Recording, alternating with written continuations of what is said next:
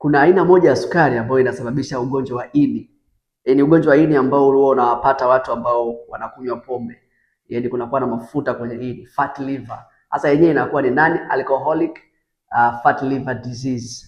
Kwamba ni ugonjwa wa ini kuwa na mafuta kama mtu anayekunywa pombe lakini haujanywa pombe yoyote kwa sababu ya hii aina ya sukari. Na ini likiwa na mafuta mengi, likiwa na mafuta mengi inaongeza hatari ya kupata makovu, yani fibrosis, ambayo baadaye inaweza kufanya ini likawa dogo, likapungua ukubwa, na inaongeza hatari ya kupata saratani kwa sababu ya hii sukari. Sasa hii ni sukari gani? Sukari inaitwa fructose.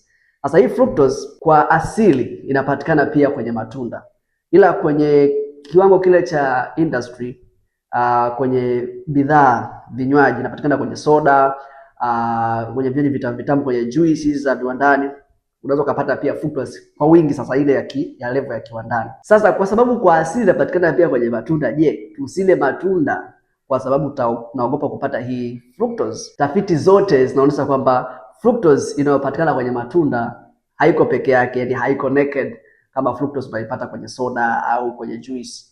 Lakini fructose inayokuwa kwenye matunda inakuja na nyuzi lishe, fibers, pamoja na kemikali mimea, phytochemicals ambao maarufu tunaita polyphenols. Sasa huu tofauti unafanya matokeo ya hii fructose kwenye matunda inakuwa tofauti, kwa maana ya kwamba hii fructose kwenye matunda haingii kwenye utumbo mdogo kwa haraka, na wala haivuti kuingia kwenye damu, haifyonzi kuingia kwenye damu kwa haraka kama ambavyo hizi zingine zinakuwa, kwa sababu ya hivi virutubisho ya hizo fibers ambazo zinatengeneza gelling effect. Kwa hiyo inaenda taratibu.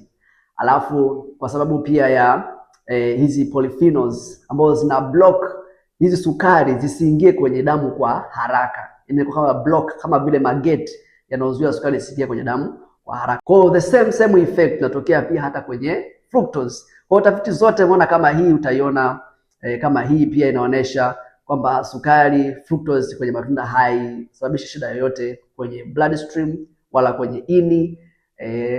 Kwa hiyo usiogope kuyala matunda, lakini fructose iliyopo kwenye juisi, kwenye soda is very bad my friend. Na hii fructose iliyopo kwenye vinywaji ya viwanda hii haijatokana na matunda kabisa, imetengenezwa kutokana na mahindi, hizi corn. Wanatengeneza mahindi, wanayaprocess katika namna fulani hivi, unapata hizo fructose. Kwa hiyo hata matokeo yake ni tofauti kabisa na ile ambayo tunaipata kwenye matunda. So my message ni kwamba usiogope kula matunda. Matunda ni muhimu sana, ni mojawapo ya primary diet kwa sisi ambao tunaamini mambo ya uumbaji. Tunaamini matunda tulipewa kama primary diet kwenye maisha yetu. So matunda usiogope, matunda matamu. Hata kama kuna lengo lote la kimetabolic, unataka kupunguza uzito, una fat liver, una pressure, una nini, bado matunda matamu, matunda yote yanaweza kukusaidia sana kwenye safari yako. Na kama lengo lako ni kupunguza uzito au kitambi katika namna ambayo ni salama kiafya, na kitabu ambacho kinaitwa Pungua Milele Part 1. Hii ni kitabu, ni ebook, kwa maana ukikipata unasoma kwenye simu, unajifunza jinsi ya kupunguza uzito kwa kutumia lishe za kawaida kabisa za Kitanzania, sio zile za kula nyama na samaki kwa wingi. Hapana, hizi ni zile za kawaida kabisa ambazo zitavunja benki yako. Vyakula, unakula matunda, mboga, vyakula vya kawaida, viazi, mihogo na nini. Hasa kwenye kitabu hiki nimeeleza vizuri jinsi ya kuvipangilia na vitakusaidia kupunguza uzito, lakini pia unaweza ukajifunza kurekebisha ile utaratibu wako wa chakula, na humo ndani kuna ratiba kabisa ambayo unaweza ukaifuatisha ukajifunza vizuri. Na hii kinaweza kukusaidia ukapunguza kitambi, ukapunguza uzito bila kubadilisha sana kile ambacho unakifanya, kwa sababu ukiweza kufanya hivyo maana yake utakuwa unaweza kufanya kitu kama kiendelevu, na ndio tunasema unapungua milele. Kwa hiyo ni 10,000 tu. 10,000 tu, ukishalipa 10,000 na kutumia kwenye WhatsApp, unasoma na unajifunza vizuri. Na kama hujanifollow, tafadhali sana hakikisha kwamba umenifollow. Hadi wakati mwingine, Dr. Nature, take care.